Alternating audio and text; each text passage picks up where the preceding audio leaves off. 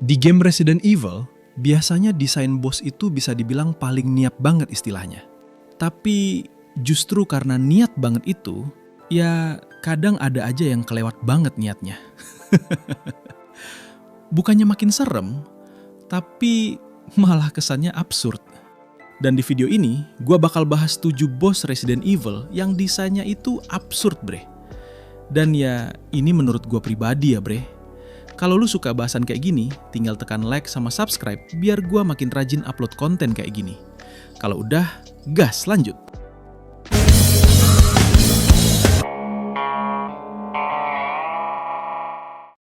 Kalau ngomongin bos absurd, gue mau mulai dari yang masih kelihatan normal dulu. Yuk kenalan sama Ivan.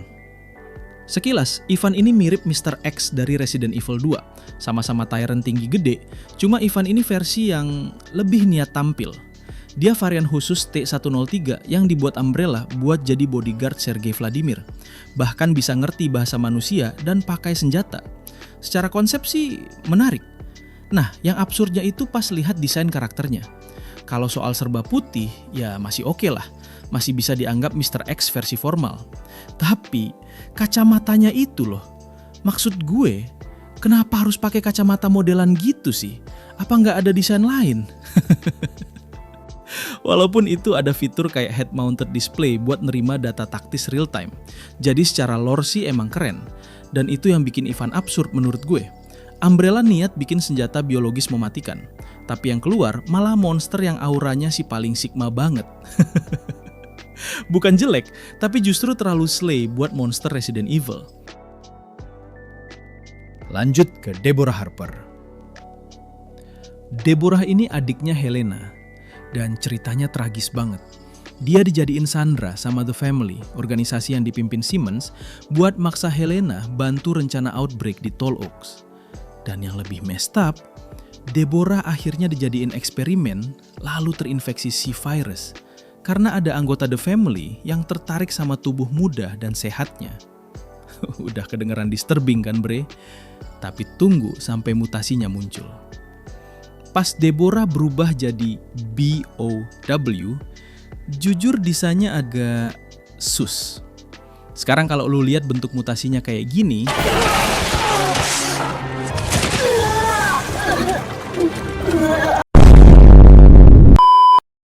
gue cuma punya satu pertanyaan. Kenapa harus banget kayak gitu sih? Maksud gue, iya dari punggung keluar kaki-kaki mirip laba-laba, mutasinya jelas aneh. Tapi bagian depannya malah, kenapa kayak gitu? Bukannya kelihatan makin mengerikan. Gue malah kesannya kayak lagi nonton biru-biru di situs yang harus diakses pakai kelinci oren dulu. Kalau ini niatnya jadi fan service, jujur gue juga bingung. Lanjut lagi ke Margaret Baker.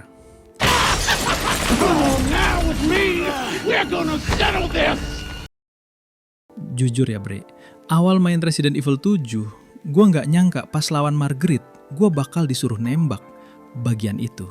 Ups. Oke, technically titik lemahnya ada di perut bawah sampai panggul, jadi bukan anu banget ya bre. Tapi ayolah, arahnya sus banget. Padahal sebelum ngomongin weak point absurd itu, desain mutasi Margaret sendiri udah kesannya body horror banget. Dan justru karena desainnya udah disturbing gitu, gue makin bingung kenapa weak pointnya malah begitu. Ini mungkin satu-satunya bos Resident Evil yang bikin fight-nya awkward. Takut iya, jijik iya, bingung juga iya. Karena lu lagi lawan monster kayak Margaret, tapi buat menang, lu disuruh nembak bagian itu. Dan itu yang bikin Margaret absurd menurut gue. Body horornya serius, mekanik fight-nya nyeleneh, dan kombinasi dua-duanya bikin Margaret ini ikonik dengan cara yang aneh juga. Lanjut ke Carla Radames. Jujur kalau bahas Carla, latar belakangnya aja udah agak gimana gitu.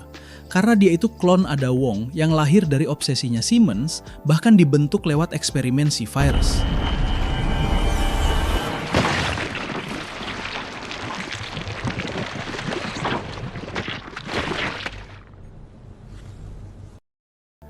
Iya, literally ada villain bikin klon karena gagal move on dari kecantikannya Ada Wong.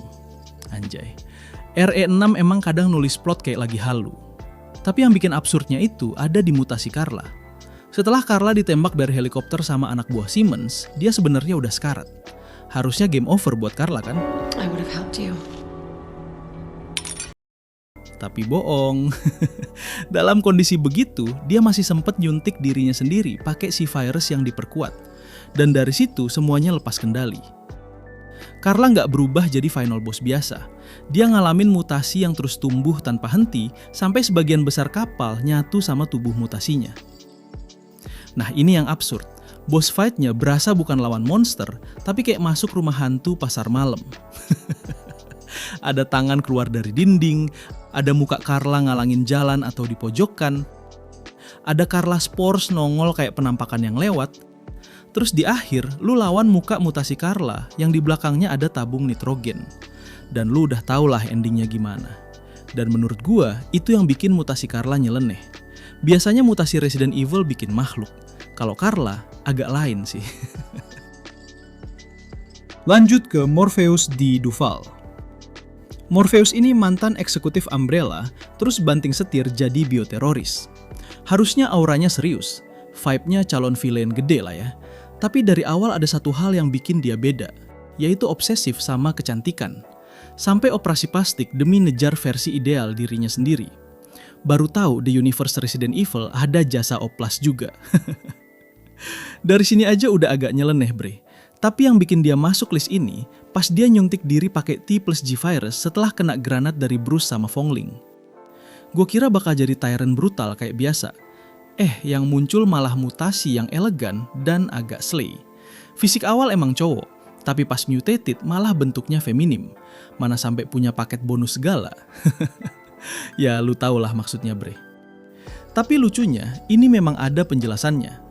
Karena obsesi Morpheus soal kecantikan kebawa ke bentuk mutasinya, makanya final formnya sering dibilang beautifully feminine. Jadi virusnya bukan bikin dia kehilangan identitas, tapi malah bikin ego dia ikut bermutasi. Dan itu konsep yang aneh tapi menarik. Serius, Tyrant lain kelihatan sangar dan ngeri.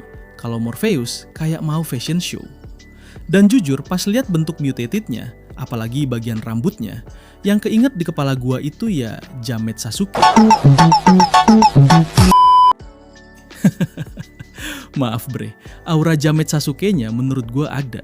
Dan itu yang bikin Morpheus absurd. Bukan karena bentuknya random, tapi karena buat ukuran bioweapon, desainnya terlalu stylish. Hadeh.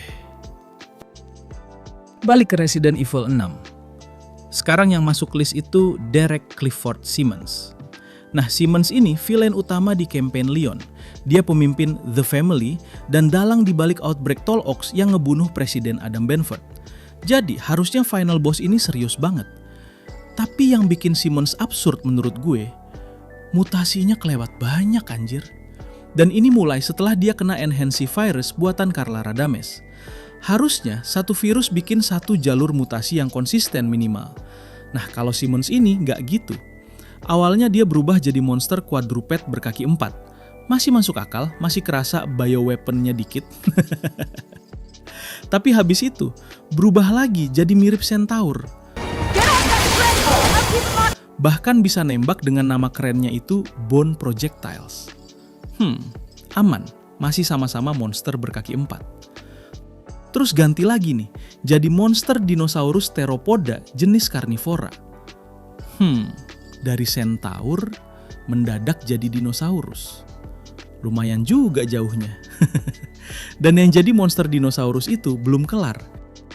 Yang terakhirnya jadi serangga raksasa mirip lalat. Dan itu yang bikin Simmons absurd menurut gue. Bukan karena mutasinya yang beda-beda, tapi karena semua mutasinya itu terasa kayak ide gila yang lama terpendam, akhirnya terrealisasikan semua. Kayak semua konsep monster yang tadinya ditolak, malah numpuk di satu karakter.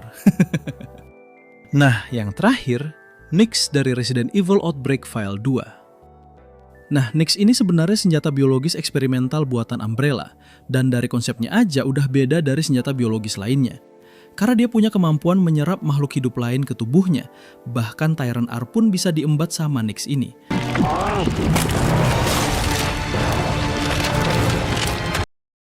Apalagi kalau makin banyak yang diserap, tubuh Nyx makin gede, makin aneh, dan makin gak jelas bentuknya. Serius, desainnya kayak daging jadi yang tumbuh kelewat jauh. Tapi jujur, yang bikin gue ngakak sekaligus bingung pas lihat bagian tertentu dari desain Nyx. Entah kenapa yang kepikiran malah lubang si. Serius bre, udah monster bisa nyerap Tyrant, bisanya body horror banget. Dikasih detail yang bikin traveling. Ampun dah gue. Jadi itu bre, 7 desain boss Resident Evil yang menurut gue absurd. Nah kalau menurut lu gimana? Dari semua tadi, mana yang menurut lu paling absurd? Atau malah ada bos absurd versi lu sendiri yang belum gue masukin? Share di komentar bre, dan kasih alasan kenapa absurd menurut lu. Kalau lu enjoy bahasan kayak gini, bisa banget bantu dengan like sama subscribe bre. Karena support itu yang bikin channel ini terus hidup. Dan bikin gue makin semangat ngulik hal-hal aneh di Resident Evil. Dan buat kalian yang udah join jadi member channel, serius, makasih banyak. Support kalian tuh berarti banget. Bukan lebay, tapi kalian bantu channel ini tumbuh. Kalian tuh ibarat ing reborn pas mau save progress terakhir. Kalau nggak ada, panik gue. Jadi beneran, thank you banget. Dan ya, gue Rifan, makasih banget udah nonton sampai akhir. Sampai ketemu di video berikutnya bre.